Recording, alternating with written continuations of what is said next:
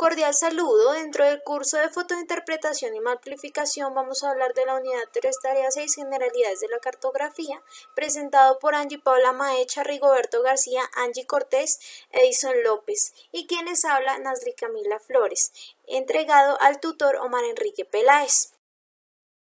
Los mapas y sus propiedades. Un mapa es la representación gráfica a una escala reducida, mostrando los atributos de la realidad. La función de un mapa es representar visualmente una imagen. Cuenta con 3 características: su control geodésico, su precisión horizontal y vertical. Los elementos esenciales en un mapa son el título, que es el tema principal, fecha de datos, fecha de publicación dependiendo del día, mes o año, la leyenda, que utiliza símbolos, tramas o colores, la proyección y datum, la escala, ya sea gráfica o numérica, y el autor o la fuente.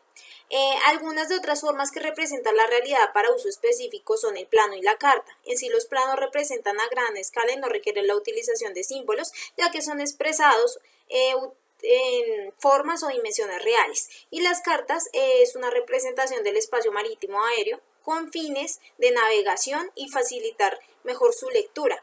En sí, el concepto de escala se muestra el mundo en una hoja cartográfica. La escala de un mapa nos permite medir distancias, determinar áreas y realizar comparaciones entre diferentes objetos, utilizando el sistema de coordenadas universal transversal de Mercator.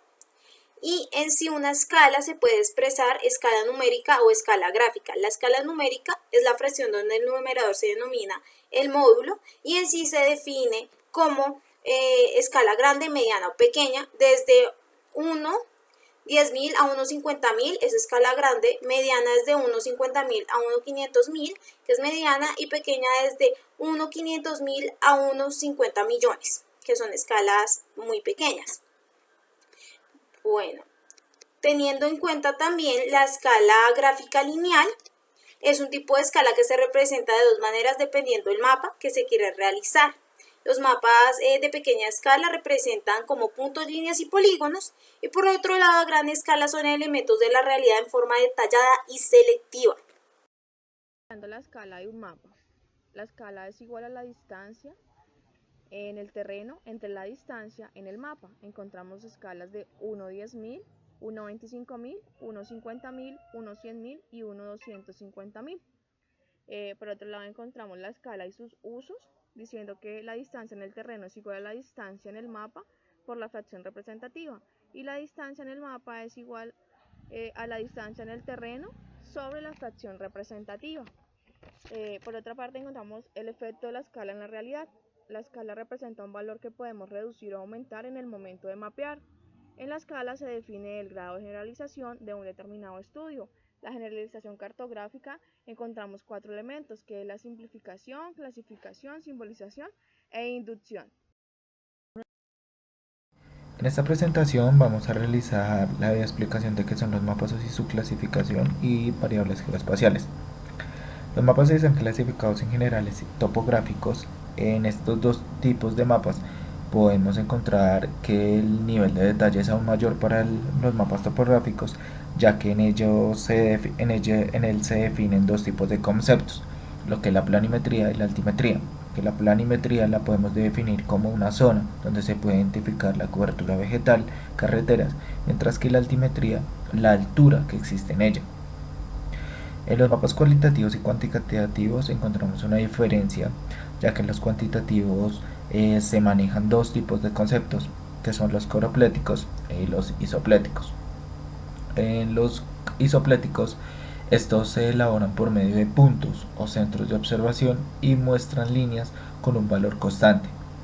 Esto con el fin de realizar mapas temáticos donde se identifique el grado de bosque que existe en él por medio de una fórmula gráfica que es las isolíneas, en la cual en ellas aportan información cuantitativa y se reflejan distribución espacial y un fenómeno mediante gemas de colores.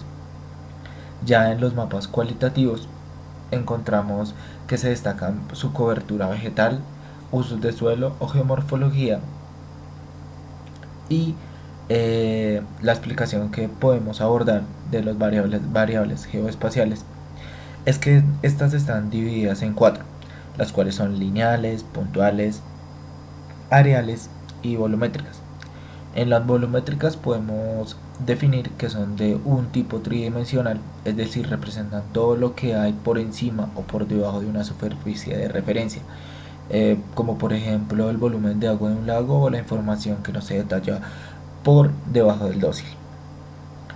Los datos areales representan datos tangibles como abstractos.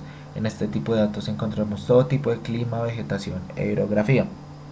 Los datos lineales eh, se refieren a las características que tiene una forma lineal definida, tales como carreteras o ríos, y los datos puntuales representan gráficamente un punto que está ligado a un pozo de agua, a alguna central hidroeléctrica o intersección de dos carreteras.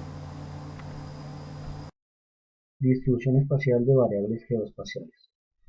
Cualquier fenómeno puede cartografiarse y convertirse en una variable dependiendo del punto de vista de su continuidad en una superficie. Estas variables, dependiendo de sus características, pueden ser continuas, discontinuas, uniformes y no uniformes. Uso de mapas para el análisis cuantitativo. Con el tiempo se dio la necesidad de organizar toda la información que se recogía. Una de estas formas de organización son los mapas, que se representan la percepción instantánea de una persona. Esta información, de carácter análogo, presenta algunas desventajas para su análisis. Entonces, se creó con el tiempo el mapeo asistido por computador y análisis geoespacial, a través de programas para el análisis de la información. Esto dio lugar a lo que actualmente conocemos como sistemas de información geográfica.